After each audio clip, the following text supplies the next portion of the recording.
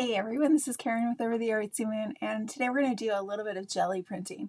So we're doing a kind of printmaking that is one and done basically. It's called monoprinting.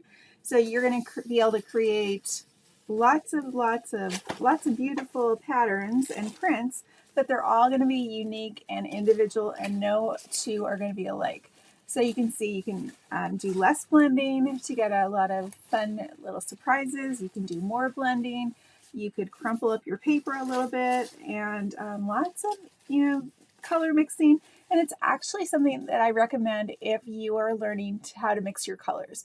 So it's really good to pull out the color wheel or grab one from online somewhere and look at the colors. If you look at these green colors, I've got basically the light green, the yellow green here, the regular green, and a little bit of the blue in here as well.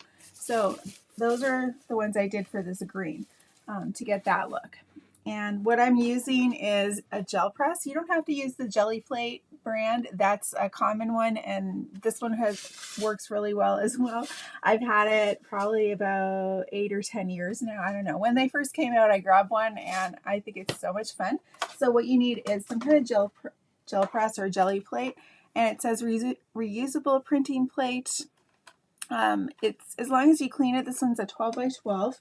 And I would go bigger, because then if you're making paper, it's really easy to just make a bunch at once and then use it in your collage artwork as well.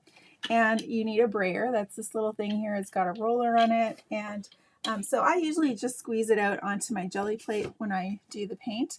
And then I'll start to roll it. But sometimes you have too much, or you want to have it a little more blended. So this is what the brayer is for, but you're also going to be blending it onto your gel plate. And then this is what I'm using for my paper. So this is actually just deli paper. It's the brand I'm using is Marsal jumbo size interfolded dry wax paper. You can see deli paper. Isn't that cool? And you get such a good result with it. There's 500 sheets in the box, so I've had that box for a long time too. And it just comes like this. You might get the crease in there, but once you place it, if you place it with the crease side pointed down, then it's easier to get that crease out. All right, so let's just start. We're gonna do sky colors, okay? So I grabbed some blues and a little bit of purple. We could throw other colors into like pinks or whatever, but I'm just gonna keep it super simple. So if you look at the color wheel, we're more on the bottom there, and I just kept it very basic. All right, let's take a little bit of this blue, and I'm using Liquitex. I think the thicker paints, the tube paints, work pretty well here. And when you first do it, you'll be like really tempted to just pour a lot on, and sometimes you have too much there. So you don't probably need too much. We're just going to add a bit. I'm looking at the color wheel. This is, what is this one?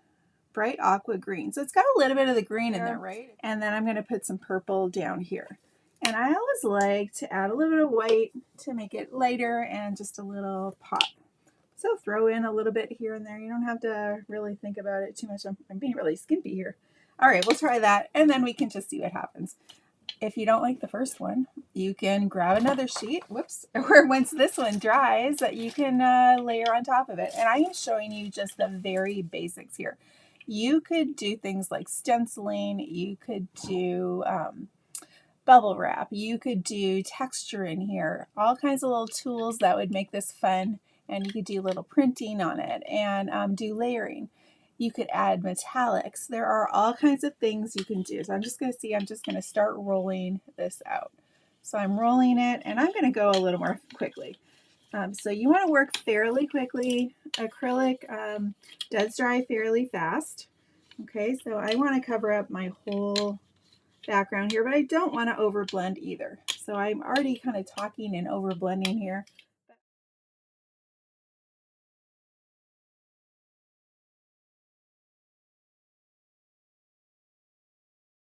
So there we have it. Okay, you don't want to let this dry on here. So if you are planning on walking away, you could grab like an old magazine or something and just roll this out, and then the paint would come off of that. Okay, so here we go.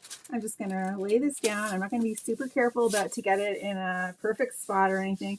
Remember, we wanted to get it on there before it dries, so I didn't have it lined up perfectly or anything, but don't worry. You can take care of it right away. Look at that. Isn't that beautiful? Ah, so beautiful.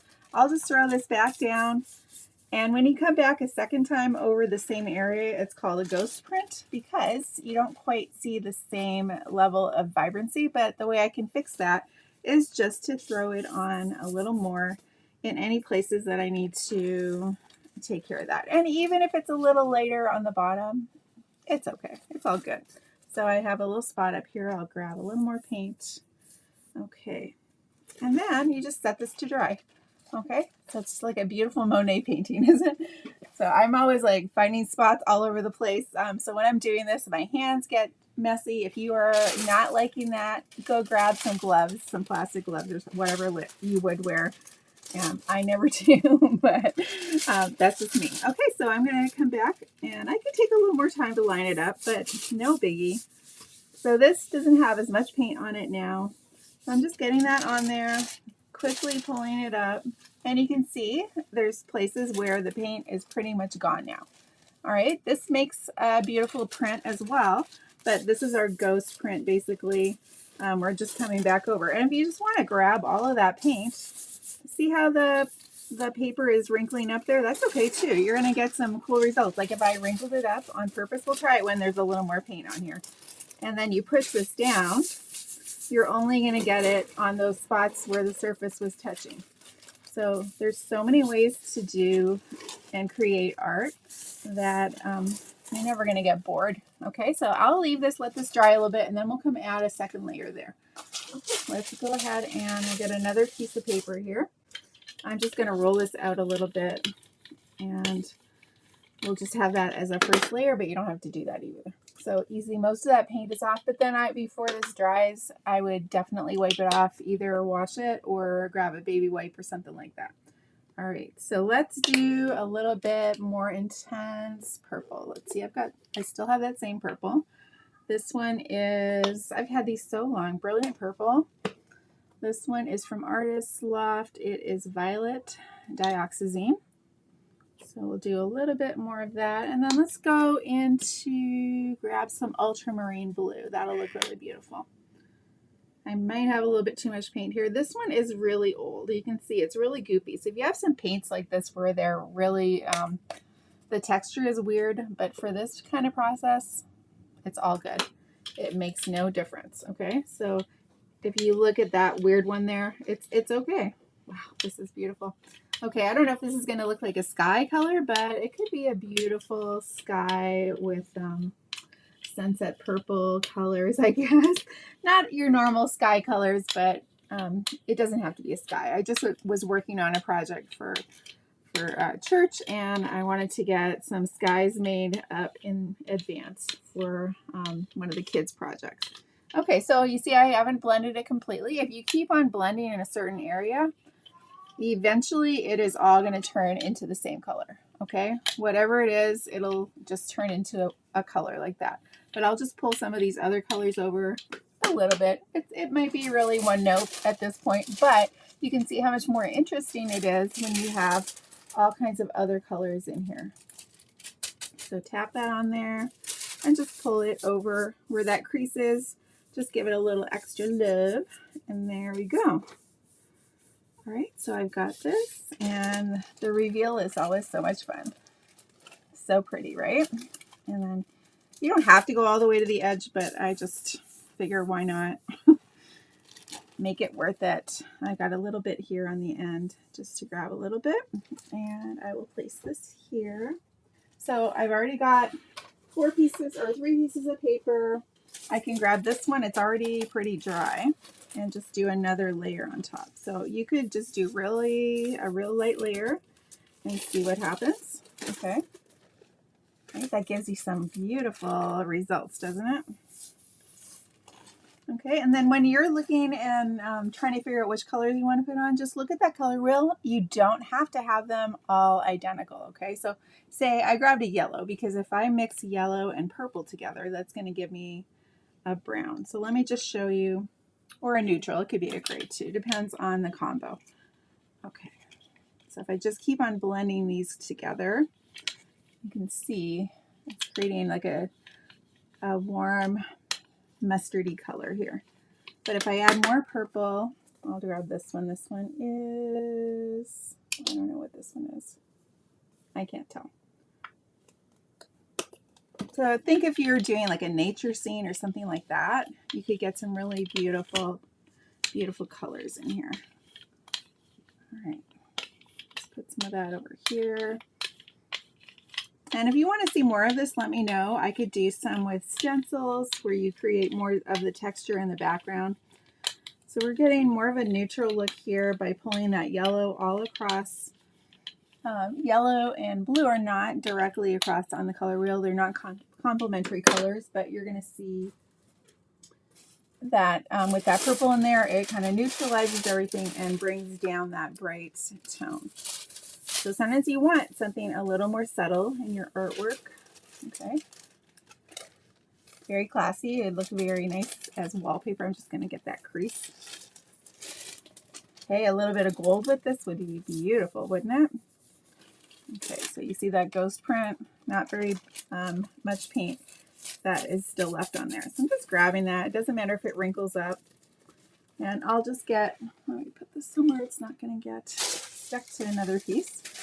I'll just put this down and grab all that extra paint, or at least the bulk of it. So there's a lot of it there. You can just keep on doing that. And then when you're ready at the end, you're done creating paper, you can go ahead and throw some water in here, roll out your brayer, and it'll take away most of that paint. Okay, so I will do a little bit more with just some sky colors, since that's what I kind of need. I'll do, oops, that's a lot of paint. That's okay. Let's do some of that blue. We'll do some of this one. It's more of a cerulean blue, a little bit more green. It looks almost the same color to you probably. There's a slight difference there. Let's grab some of this green, this bright aqua green, and then some white. So even though I have this other color in here, I can still make this work and just have fun with it. Play with it. Figure out your color mixing. What a better way. I don't know.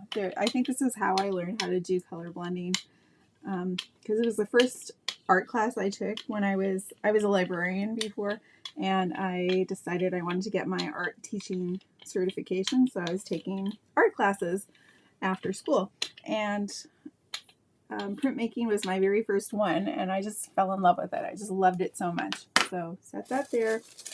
I'm going to take this piece again, and I could even do the other side if I wanted to. Let's just do that, because it would pretty much cover this up. So this way I have options. I could use either side. Okay, so we didn't blend too much there. I might want to have it a little bit more blended, or I could just place this differently and have it pick up the paints in a different way.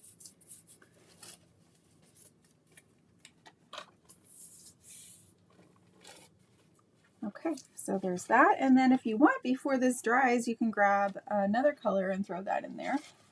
And look at my hands. It's starting to get messy around here. Let's grab a little bit of that purple, because the purple is so pretty too. We'll just grab a little bit, and I can roll a little bit here. I can grab some for over here. I can just go really lightly.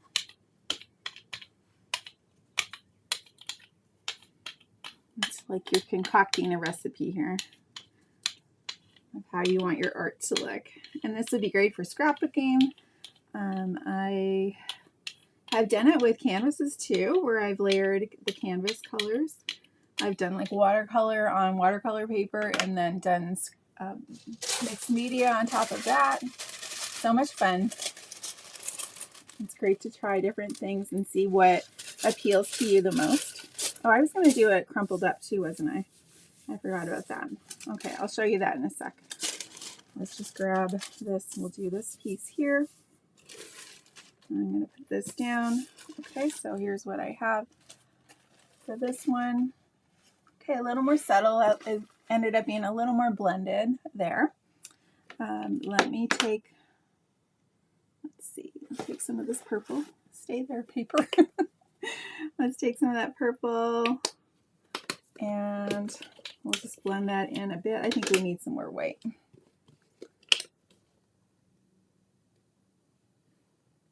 Should we try a little metallic in here? Okay, let's try some gold, I think. Gold would look really pretty. A bit of gold.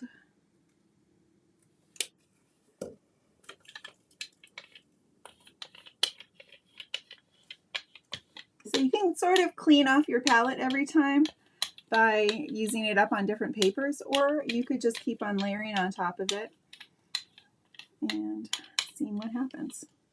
Okay, so I'm going to do, whoops, so I kind of pulled this a little and it moved things around a little too much. So we have a lot of white in this one, I can see, but I also like seeing all the gold in there, so I can just do it how I like. I don't over blend it. Grab a piece of paper and I'm going to crumple it up. Okay? So we're going to crumple it up and then we're also going to just lay it on there and pull up. So here's what I have right now. Okay, so I'm going to crumple it again. Okay, we'll let that dry. But look what I have here. Look at the beautiful texture we have in there. So this one was that plain one, right? I kind of dried. I didn't set it nicely, but this will still work. Okay, check this out. Now we're going to lay this on top of our background, just flat. So we've created all that beautiful texture underneath, and it has the gold metallic in it. Okay, big reveal. Here we go. Can you see that? Isn't that beautiful? I mean, it's just a very abstract look, right? You're not getting something specific like I'm, drawing a portrait or something. I'm creating this paper that is going to help me, in other areas to create art that expresses my personality. So who knows when you would need a paper like this, but you can store them by color. You can store them by, let me see where I can put this over here. I would do them by color, honestly. You could make them smaller if you need something smaller. Just see what happens. Okay, let's grab a fresh one here and we'll use up this paint.